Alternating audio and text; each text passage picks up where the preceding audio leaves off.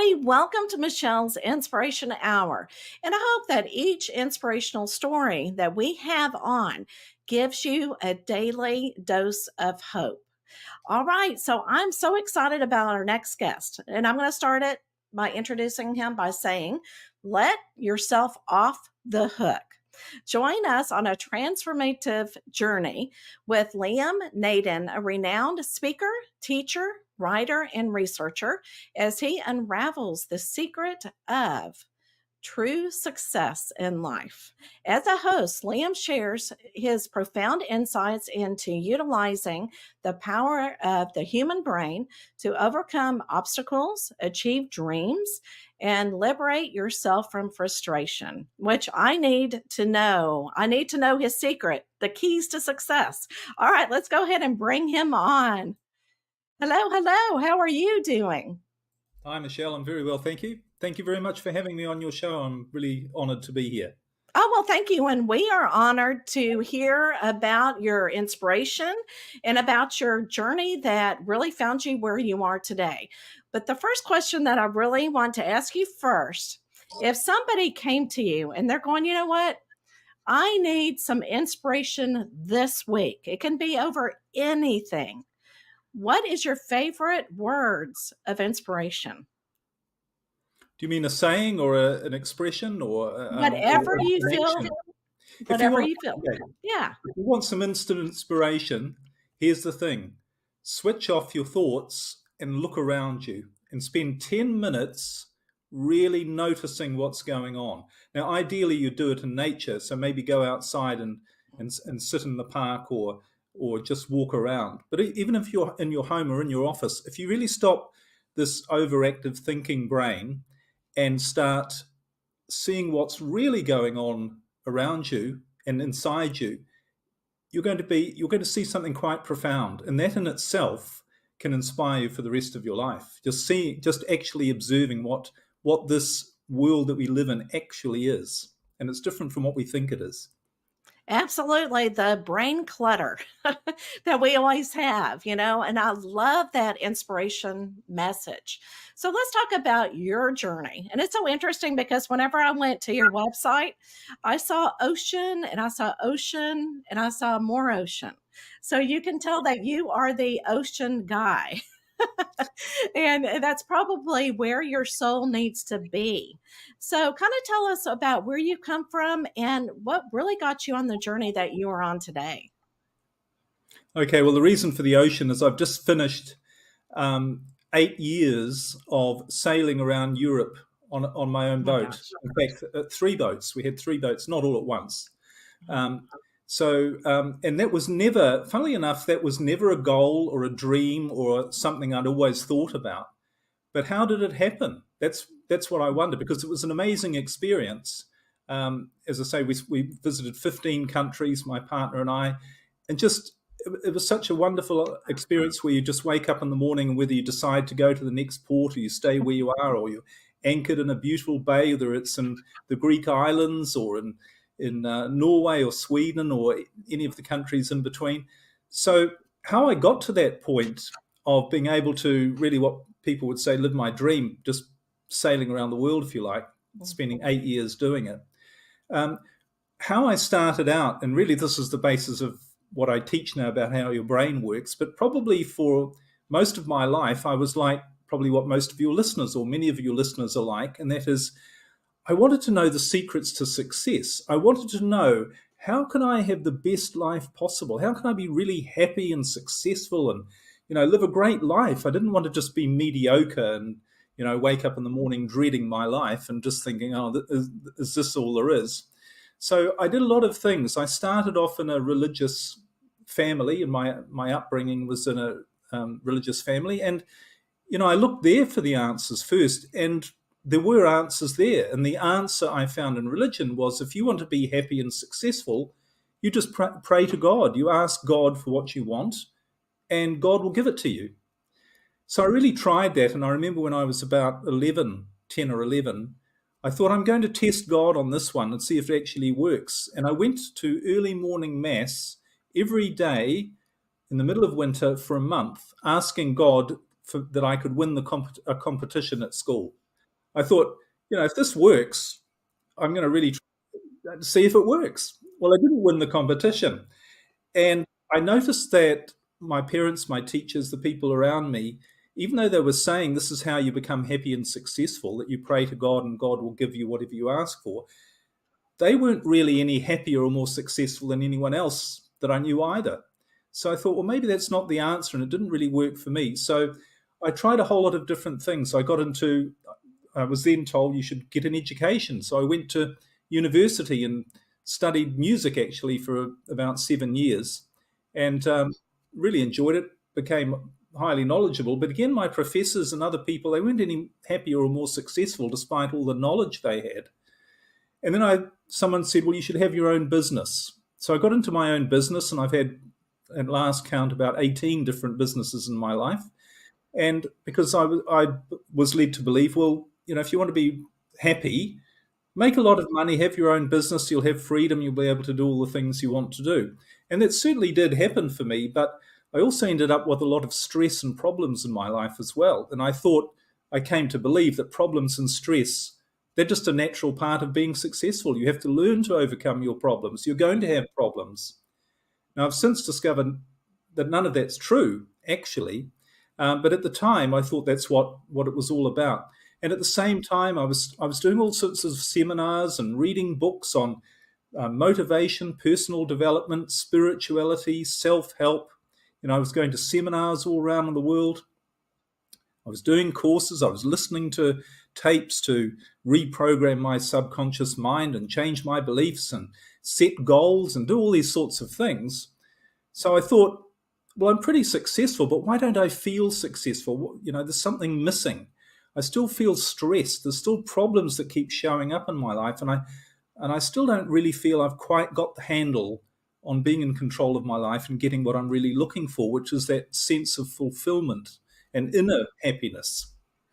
So anyway, there I was really successful on the outside, a multi-millionaire, had the houses, the multiple businesses, and then something happened that should never have happened, and that was in my mid-40s, I lost everything.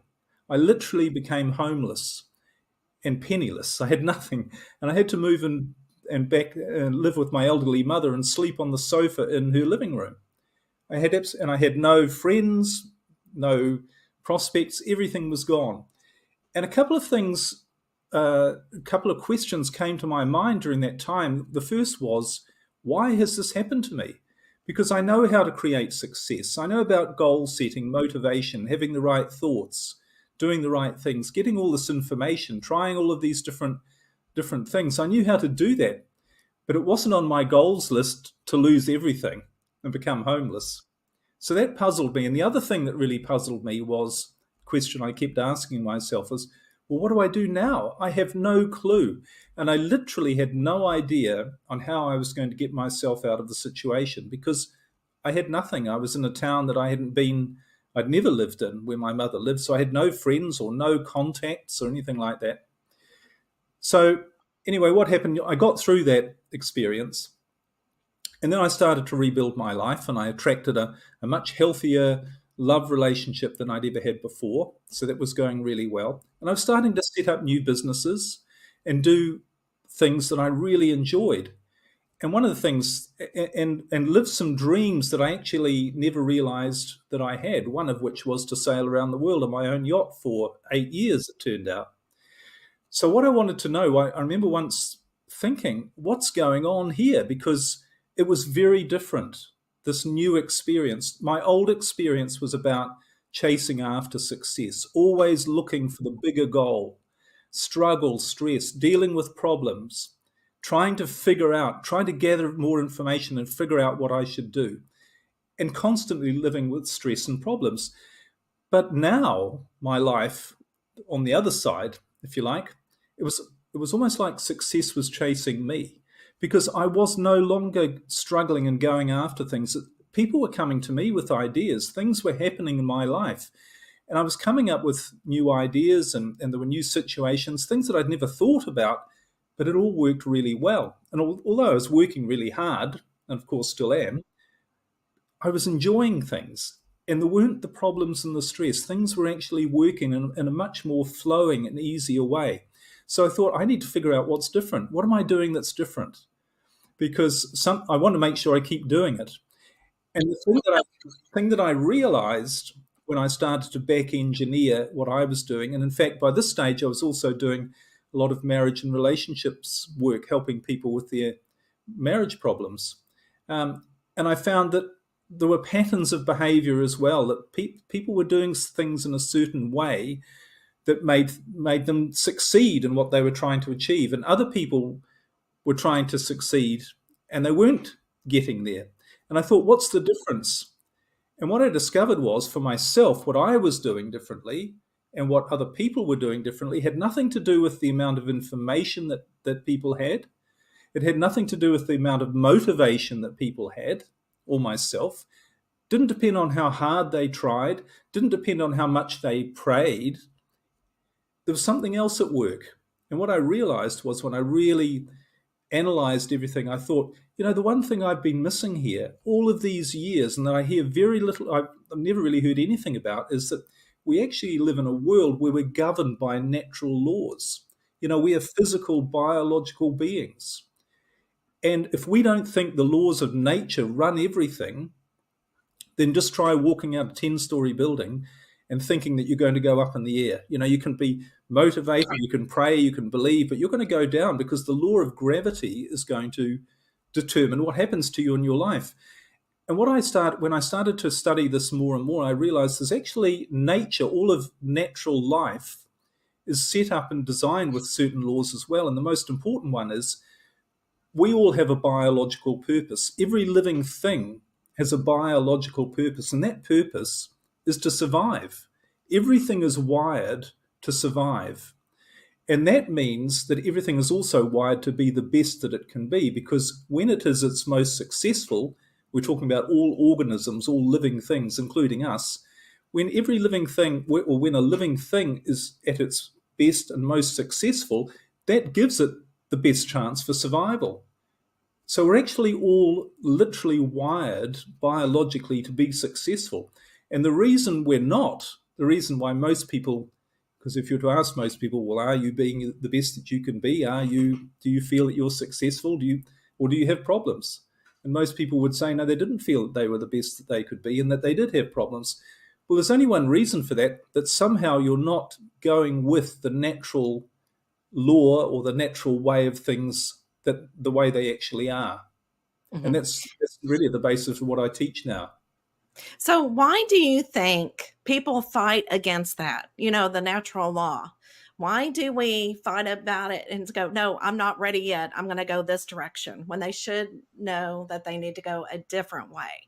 So, why do we fight that? Well, there's really two reasons, which come down to being one. One is biological and the other is Mhm. psychological, but the two are actually intertwined, because the way I teach it, you actually have two biological states. One is your natural state, where you are designed to be the best that you can be. And the way this all works is, we have this machine that's designed to make this happen, which is called our brain.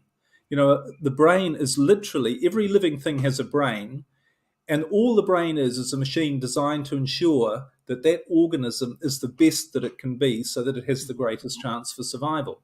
And for humans, that means being happy, because when we're happy, we are being the best that we can be. We are being our most successful. So to answer your question, why people are fighting against this, Mhm. firstly, they don't realize this is how it works. But biologically, you have this mechanism, which is your fight or flight mechanism. You might have heard of that. And the Mhm. purpose of that, if we're designed to be in what I call our natural creative state, which is activating a part of the brain which is there to ensure that we become the best that we can be without problems, and living our biological purpose. But every now and then, Hi, if you are being inspired by this episode, please share with somebody that will also be inspired. We are here to change the world. All right, let's get back to the conversation. maybe once or twice in our lifetime at the most, we might be faced with an immediate threat to our survival. It might be a car comes towards us and we have to jump out of the way, or somebody is about to hit us and we have to protect ourselves. Now, this biological feature was set up millions of years ago when we were biologically designed for when there were a lot of threats and dangers to our survival. The lion behind the rock. Right. So this fight or flight is there to be activated in those very rare occasions where, instead of being the best that you can be and being in your natural creative state, you have to react to a threat or a danger. So the thing about that particular state, there's a few things about it. One is that it blocks off your natural creative ability. So all of the things like your problem-solving ability, this particular state where you know clearly what you should be doing, you know the right things to do, and you feel motivated to do them. The right circumstances all show up in your life, and you can see the right things to do, whether in terms of being solutions to problems or knowing the right goals you should set for yourself. You have this clarity of thinking. That is our natural creative state. And that's when we're really happy. And, it's called being in the flow, being in the zone. People have described it like that. But the only time you're not supposed to be in that natural state, allowing your brain to ensure that you're the best that you can be so that you have the greatest chance for survival. The only time when that's not appropriate is when a lion runs out from behind the tree or the car comes towards you. So, and we have this emergency weapon, our fight or flight, which when we activate, it reacts to get rid of that danger so we can go back to being in our natural creative state. But as I said, the thing about that state, when there's this fight or flight, what activates it is fear. And fear in all of its forms, which is worry, stress, anxiety, anger, frustration. So what we don't realize is whenever we feel any of those emotions, what's actually happening is our brain is telling us there's a threat to our survival. And not only that, it's shutting down all of the problem-solving, creative, resourceful, imaginative, intuitive, motivated part of us that will help us get us to where we want to go. But we resist allowing that part of the brain to take over, because when we feel stressed, worried, and anxious, our brain is telling us that we're very limited, that we have limited resources, and we have to fight to survive. So that's what causes all the struggle in people's life, that their brain is telling them that life is a struggle, rather than allowing the part of their brain that says life's not supposed to be a struggle. I'm designed to bring you the good stuff if you let me. We don't let that part work properly. And that's why we create all this resistance in our life. And we don't trust, because we don't understand that this is how the brain works, for a start. So we don't allow it to do its job properly. And we're busy trying to force things all the time. We're trying to figure out what our goals should be. We're trying to get more information and struggle and overcome problems. So we keep saying to ourselves, why have I got so many problems in my life? And we don't know what to do. This is, in this state, people say, I'm totally confused. My brain is not I can't figure it out. Right. Your brain's not designed to know the answer to anything in that state. It can't. It's the wrong part of your brain.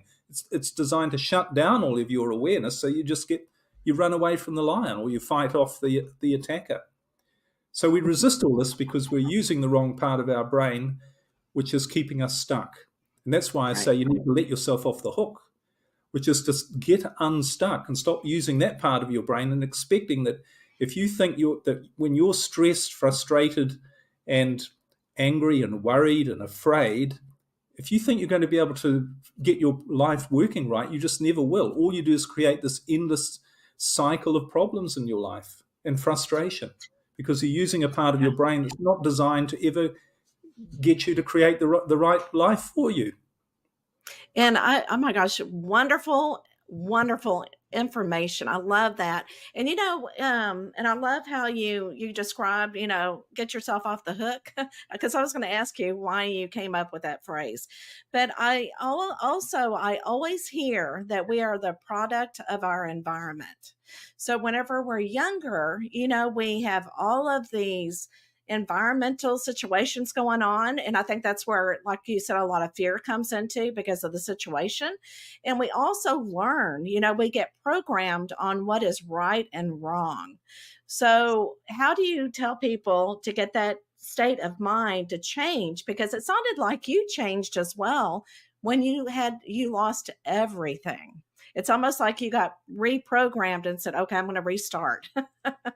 So, what do you tell people that are in that situation? Well, there's two things, and actually, I have a whole coaching program. I let yourself off the hook masterclass where I teach but essentially, it really comes down to three things. There's only three things you need to do. Firstly, you need to really understand how your brain works, because your brain is a machine, and it's designed to do its job perfectly. I mean, if you think about any machine like a motor car, you know that a motor car is a machine that's designed to get you from where you are to where you want to go. And it's going to do that predictably, certain and enjoyably for you. There's not going to be a problem. But if for some reason your car doesn't get you to where you want to go, you don't say, well, that's just the way it is. You say, oh, there's something wrong. You know, I'm having problems. I'm not getting to where I want to go. It's not an enjoyable journey. The car's making funny noises, or it's not moving, whatever it is. You don't accept that. You just say, I must be doing something wrong with the way I'm using the car, or maybe there's some wrong fuel going into it. So that's the first really important thing to realize if you want to get unstuck in your life and really start becoming the best that you can be, rather than fighting with problems all the time and confusion and frustration, is to realize that you have this machine and you just need to learn how to use it the right way. And once you do, you think it's, carrying on the car analogy. Imagine somebody came out of the forest and they'd never seen a car before, and they thought, oh, well, and someone said, well, you should take that. That'll get you 100 miles down the road in an hour if you want. They wouldn't believe you, and they'd go, really? So, and they'd look at the car and they didn't know how to drive it. So they'd think, well, I see it's got wheels. Maybe the way to get it to work is I get behind and I push the car along. So they put in all sorts of energy and huge, motivation. Yes, I'm going to do it. And they try and push the car to its destination. And what happens? The car hardly moves. They don't get anywhere, but they get tired and they say, must be something wrong with me. I'm not putting in enough effort. I'm not motivated enough. I need to change my beliefs and say, yes, I can do it. And they try harder and harder, and it still doesn't work. And someone comes along and says, why are you doing that? And they say, well, I know it's my fault. I'm not trying hard enough. And you say, well, no, you're doing it the wrong way. That's not how you that's not how you drive a car. It's not supposed to be that difficult. So the first important thing is when you realize when you use your brain the right way, it's not supposed to be difficult. Life is not supposed to be a struggle, because this machine is designed to make you the best that you can be. And that's a really important thing to start to understand, because then you give up the struggle and you say, well, why on earth did I do it Yeah. that way? Right. So, and the second thing is you need to say, what is it about my environment that's making me feel bad? Because remember, every time you feel bad, you're activating what I call the survival, fight or flight part of your brain, the limited shutdown part that's only designed to fight off an attacker, that blocks you from understanding what your goals should be and what you should really do to solve a problem. So you need to stop the triggers, if you like, and they can be a conversation with somebody that makes you feel bad, or watching something on the television, or overhearing something else that makes you feel bad. Every time you feel bad, you're activating the wrong part of your brain. So you need to become very, very aware of what you're allowing and how it's going to make you feel. This is just a biological thing. And then the third thing, of course, is you need to get in and say, well, what have I been taught my brain from the day I was born that makes me feel bad? And from the day we've been born, we've been taught all of the wrong stuff about life's hard. Everybody has problems. Life's a struggle. You're not a very powerful person, and you have to work really hard for anything that you want, and you won't get everything you want, and you need to set goals before and work towards them. We have all of these beliefs that we've had programmed into our brain to make it keep triggering this idea that we've got to use this limited part of our brain rather than the unlimited part. And one of the funny things, just to talk about this, is you wonder where, and I could speak for hours about why this is, why we've been given all of these wrong ideas about who we are and how our life actually operates. But if you think about it, one of the best instruction manuals on how to use your brain the right way is actually in every religion, every spiritual tradition, including the Bible. Because what does the Bible say more than 360 times? It says, be not afraid. Trust. But it says those words, be not afraid, more than 360 times. Wow. Now, that's not an idea. It doesn't say try not to be afraid, or, it'd be a nice idea. Don't be as afraid. It's not so bad. It says be not afraid, because when you are afraid, you're activating the wrong part of your brain. So we've actually been taught this, that you should avoid feeling fear. And in most cases, we do have the choice as to what we allow to come into our thoughts. Wow. Well, thank you so much for bringing your expertise. I could listen to you all week. This conversation could continue and could continue and could continue.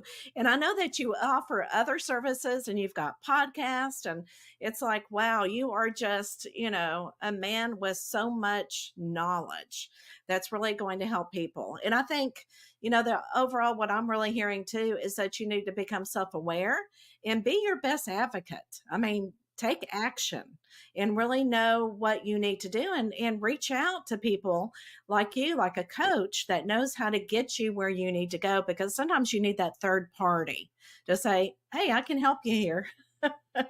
Sometimes you just need a little bit of help. So is there anything that we did not talk about that you wanted to make sure that we did? No, I just really want to encourage people to find out how their brain works, because it really is the machine that will transform your life in a much more, as it did for me, and instead of carrying on the struggle and trying to get more information and thinking there's something wrong with you, you have this unlimited computer power between your ears that's designed for one job, and that's to make you happy and have the best life possible. That's what it's designed biologically to do. So all you need to do is figure out how to use it. And it's not that difficult to use it the right way, because this is a natural thing. We're all designed naturally to be successful. We don't have to get some fancy, university degree to figure out how to live naturally. But when you understand, it takes understanding to allow this process to work. It's a bit like, again, if you jump out of a 10-story building, you're going to go down. You don't doubt or question it. You just think, well, of course that's what happens. The sun's going to rise tomorrow morning. You don't question it. And it's not a question of faith. It's not that you believe in it or anything like that. You just know it because you understand it. And it's the same with your brain. Once you understand how it works, you don't have to believe it.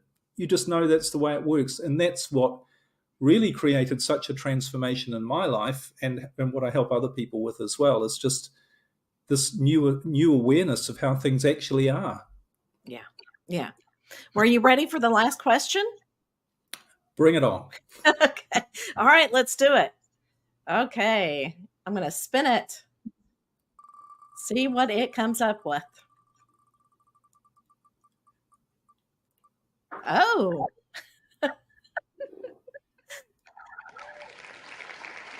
I know on the show it's so inspirational, and here we have a question. What is your biggest pet peeve? I know everybody has one, right? Because we're human. Clarify, what's a peeve? I'm not sure. Okay. So that means what really bothers you. What, sometimes you like when people don't people's behavior. What is something that a person does that drives you crazy?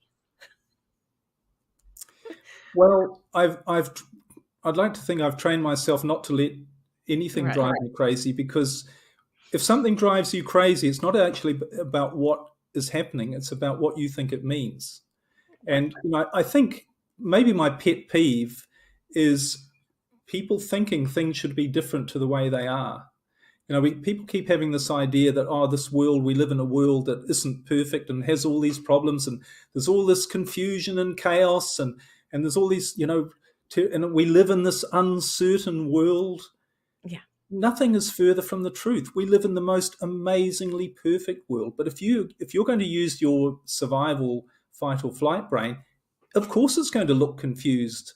But you can, when you change your awareness by using a different part of your brain, you see the truth that we live in a perfect world. Nothing needs to be any different. And when you realize that about yourself, that's when you become the best version of you, and you contribute the most both to yourself and to the world by being your best. And see, that pet peeve kind of got you going. You can hear the passion in your voice. That's kind of a goal that you have set for yourself to help others get over that hurdle for them. Yeah. So see, pet peeves can be good. Even though we train ourselves trying not to get away from it, they can be inspirational, and it gets your butt going. For sure. But, I'm inspired and motivated by all the good that's going. I don't need to be motivated by anything that's quote unquote bad, because we won't get into that. That's another 2-hour discussion. Oh, absolutely. Absolutely. Well, where can everybody find you, Liam? Well, my website is just my name, liamnaden.com.